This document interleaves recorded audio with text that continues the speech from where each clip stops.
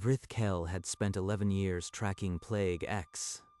Tonight, the data gave him an answer that made no sense. No natural pathogen leaves a signature this clean. The genetic sequence showed a repeating motif, a pattern with odds of 1 in 4 trillion. He searched every pathogen database. Only one returned a match, a sealed Terran CDC archive, filed a century before the outbreak. This should not exist. The file header read, Project Silent Scythe, Pathogen Design and Containment. Below it, access restricted by Galactic Accord. Vrithkel sat motionless, the weight of discovery pressing on him. They made it. Humans made it. And then they let everyone die. He began copying the files. The galaxy would learn the truth, even if it took a book. But first, the story must begin where it started. The plague's first wave, and the only species that never sickened. The alien metropolis of Kelethar fell first. Its towers still glowed, but the streets were silent, save for the click of automatic morgue transports. 98%. Every species. Tell us this is not extinction. The council chamber flickered with holograms of dying leaders. Then one projection blinked. A human face, healthy, unchanged. Humans are immune, no deaths. Explain this. The doors opened, and Dr. Rebecca Harlow walked in like a quiet diagnosis. We do not know why we are immune. Our best scientists are working on answers, but we have none today. The council buzzed, anger, fear, desperate hope. But we are not dying. Earth has stable hospitals, full staff, and we will not hoard that while your people perish. She offered what no one else could, an immune population and a logistics chain untouched by the dying. 3 days later, the first human medical ships entered alien space. They did not come as conquerors, but they were the only ones still standing. On Terrace, Harlow walked the field hospital herself. She checked IVs, spoke to patients as if they were her own. Stable now. Your world lost too many, but we will keep the rest alive. Survivors called her the Immune Doctor. Holoscreens across a dozen systems showed her calm, clean, never sick. Our governments are dead. We need someone to run power, hospitals, food. You are the only functioning machine left. We will place liaisons in each sector, temporarily, until your people can stand again. Temporary became permanent. Survivors were too few, too broken to rebuild governance alone. Within 6 months, every occupied world had a human emergency coordinator. Not conquest, collapse. Laurasian quarantine is holding. Keep supply lines open. We are the only ones who can. Aid became administration. Advisors became directors. Directors became governors. And Harlow remained the face of salvation.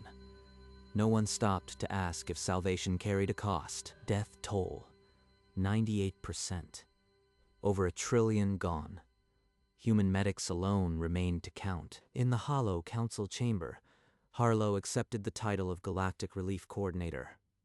No vote, no alternative. We honor the dead by serving the living.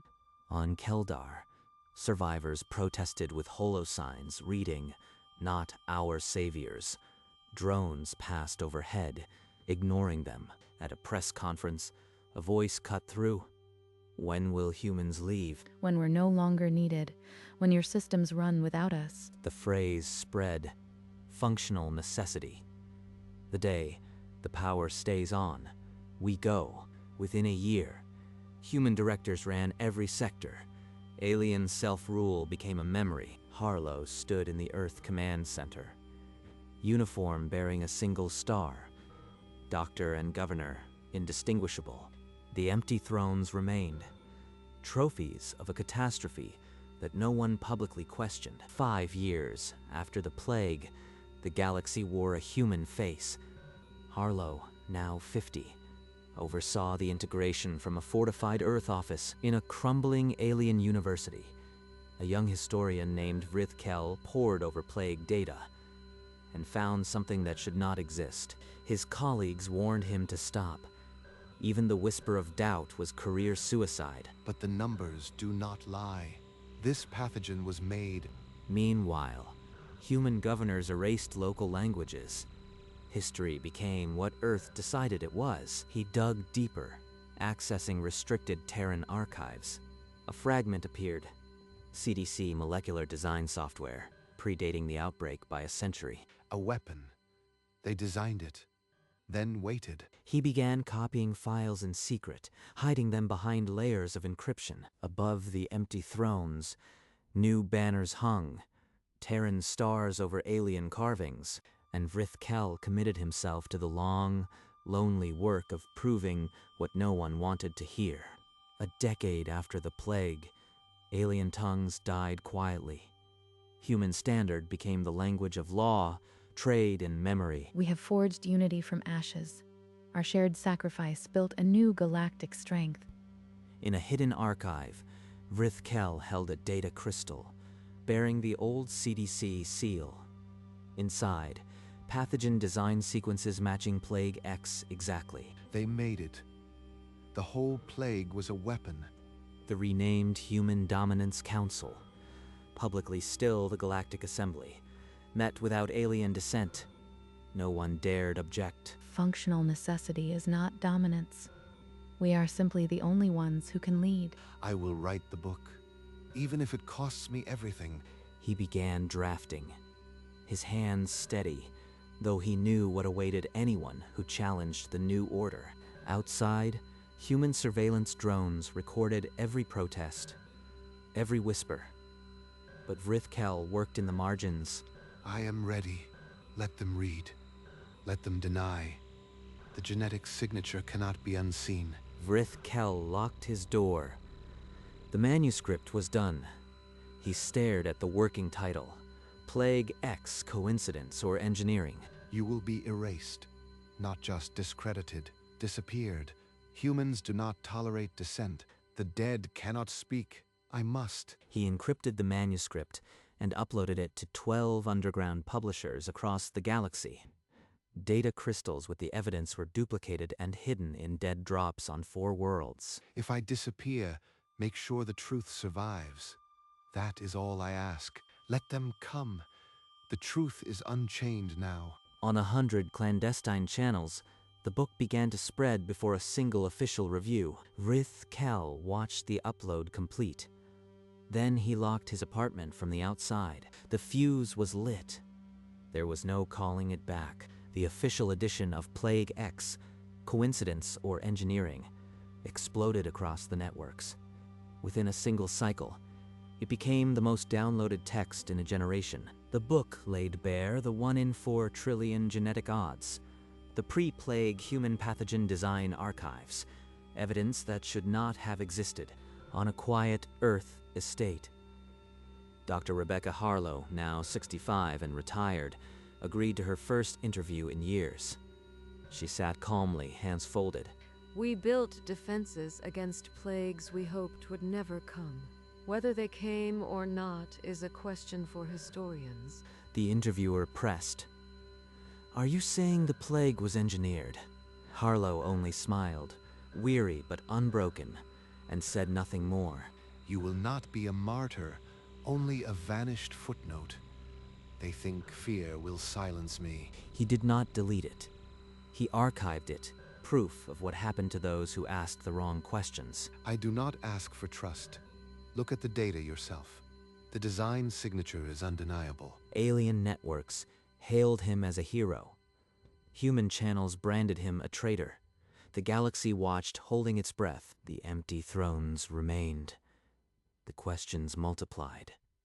Harlow's words echoed without answer, just enough shadow to hide the truth. Behind sealed doors, human leadership convened.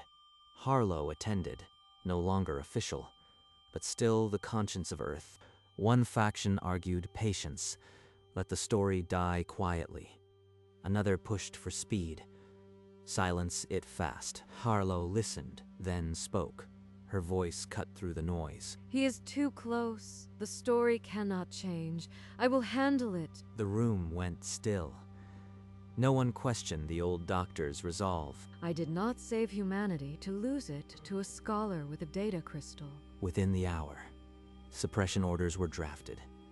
Harlow's hands set the machine in motion. On the Galactic net, the book began to flicker. Takedown requests activated silently. Copies were removed from public indices. Crawlers hunted archives for illegal uploads. The clamp tightened. The hunt had begun. Vrith Kell was a marked being. Harlow watched, her conscience now fully committed. Within days, human intelligence leaked accusations. Data fabrication, academic fraud, contact with radical fringe groups. His academic credentials were revoked overnight. The university erased his name from every database. Lies. I have the data. The original CDC file timestamps are unaltered. He released the raw data cache through anonymous relays, the CDC software, the design logs. It spread, then vanished. Human analysts called it doctored. A human spokesperson at a press briefing dismissed it as synthetic junk. They will scrub it, but not before some minds see. That is enough. His apartment windows showed only surveillance drones. No visitors, no messages from colleagues. I must leave this world tonight, or I will not leave at all. He booked a private shuttle under a false name, but the net had already closed. At the spaceport, human security checked every manifest. His alias triggered a flag. They were waiting. In her study, Harlow monitored the security alerts. Vrith Kell had fled the spaceport, but the net was already tightening. She did not gloat. She only watched, her face a mask of weary necessity. Vrith Kell reached his apartment one last time. He knew he had minutes. He activated his holocorder. His voice was steady. To future readers, humanity is not what it claims. Look at the gene sequence. It is a signature. The plague was made. They made it, and we let them rule because we were too weak to question. The message uploaded to a dozen dead drops. Then, the door blew inward. Human security flooded the apartment. Vrith Kell was taken without a struggle. The empty throne room now had a human banner. The historian was a footnote. Outside, human starships patrolled a silent galaxy. The truth, buried but not dead, waited. The official statement was brief. Vrith Kell was on an extended research sabbatical. No further details would be provided. His book was purged from every legal network. Possession became a minor offense. Then, a major one. The galaxy accepted it. Species were too few to resist, too dependent to question. Harlow granted one final interview from her study. She looked older, but her composure was absolute. We kept humanity alive. We extended that kindness to all who asked. The interviewer did not ask the hard question. No one did. She retired fully. No ceremony. Just a note left on her desk. Functional necessity. The throne room remained. The human banner hung. The empty thrones were not empty anymore. They were simply irrelevant. In a forgotten archive, a data crystal containing Vrith Kell's message gathered dust. The truth, waiting, and Dr. Rebecca Harlow, architect of a silent empire, watched the sunset in a garden, her conscience quiet. Decades folded into centuries. Human governors became dynasties. Alien languages survived only in scholarly footnotes, in a sealed section of the Kelethar University archive. Forgotten during the Purge, a single data crystal remained. The crystal held Vrith Kell's final broadcast, the gene sequence, the proof, the accusation. It sat untouched as the galaxy reshaped itself. Human law became the only law. The plague was remembered as a tragedy that humanity had nobly resolved. The empty thrones were filled by human proconsuls. No one questioned the origin of the peace. For 600 years, the galaxy knew no war, no famine, no chaos, only the quiet, absolute administration of Earth. In 2836, a young alien scholar, searching for a thesis topic, found the crystal in the archive. She played the recording. Rith Kel's voice, preserved in light, spoke again. The truth returned, but humanity no longer allowed dissent. She hesitated, then buried the crystal deeper. The lie had become the foundation of civilization, and the foundation held in a museum on Earth. Decades after the plague, a young child stood before the Great Plague exhibit. The holographic diorama showed heroic human doctors in immaculate white uniforms, their hands reaching down to save alien forms. The exhibit title glowed in soft gold, "Humanity's Finest Hour." The child read the plaque beneath in silence. Its final line read, "And so, through compassion and sacrifice, humanity rose to lead the galaxy into a new golden age." The child smiled, believing every word. The story was clean, simple, good. No one mentioned the missing historians. No plaque recorded the sealed archives. The child's eyes reflected only the light of the sanitized diorama. As the museum lights dimmed for closing, the child walked away carrying the myth. The exhibit remained, waiting for the next generation of believers. And somewhere, in the cold dark, a data crystal held a different story. Unread, the archive remained sealed. Centuries of dust settled over the data crystal like a shroud. Outside, the human city of Kel Athar stood where alien towers once rose. The new inhabitants never looked down. Patrol ships circled the planet, their blue lights pulsing in silence. The Terran emblem gleamed on every hull. 600 years of peace held the galaxy in an iron grip. No rebellion, no discord, only order. The museum on Earth displayed no mention of Vrith Kel. His name had become a glitch in forgotten databases, yet the crystal remained a silent witness. Unread, but still holding its accusation like a locked scream. Humanity had not conquered the galaxy. It had simply inherited it, and then forgotten it was an inheritance. The lie was perfect because no one needed to enforce it. It had become the air everyone breathed, and beyond the edge of the galaxy, where no human ship had ever traveled, the universe did not care. In the silent archive, the crystal hummed with a frequency no ear could hear, waiting. The years hardened into centuries. The human empire became a background hum, as natural as breathing. No one remembered the war that never was.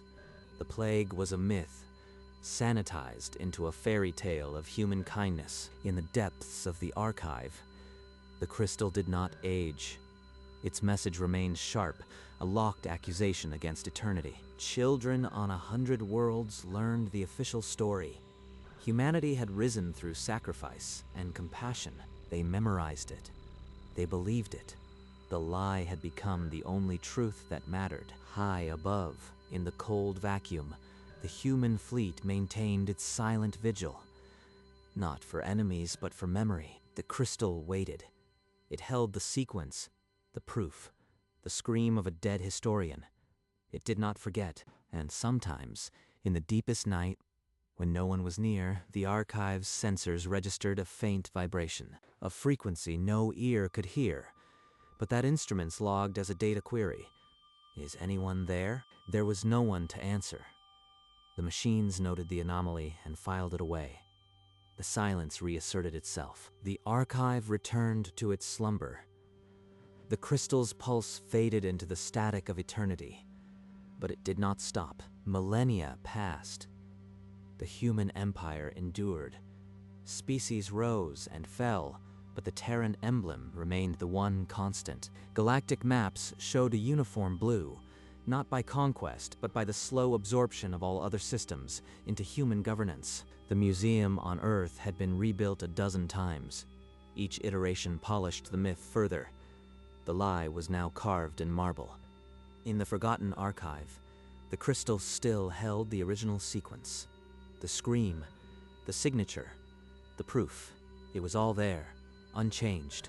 It would take only one being, one moment of true inquiry, to undo everything. But that being never came. The Empire's historians wrote that humanity had always been destined to rule. They cited the plague as the crucible that forged the human spirit. The crystal's data remained untouched. It had become a ghost in the machine, a whisper in a language no one remembered how to read. And beyond the galaxy, the universe continued its silent expansion, indifferent to the Empire built on a secret in the dark. The crystal emitted one final, inaudible query. "Does anyone hear me?" The archive did not answer. Eons later, a tremor cracked the forgotten archive. A single data crystal, dislodged from its shelf, rolled into a faint beam of starlight. A passing scavenger, the last of a forgotten species, picked it up. The crystal awoke for the first time in millennia. The holographic recording played not just Frith Kell's message, but the sealed CDC logs he had embedded within. A voice from Earth's past spoke coldly.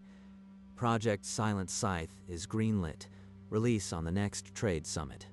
Ensure complete immunity for Terran stock only." The scavenger watched the death of a galaxy, ordered in a sentence. The recording ended with Frith Kell's final plea.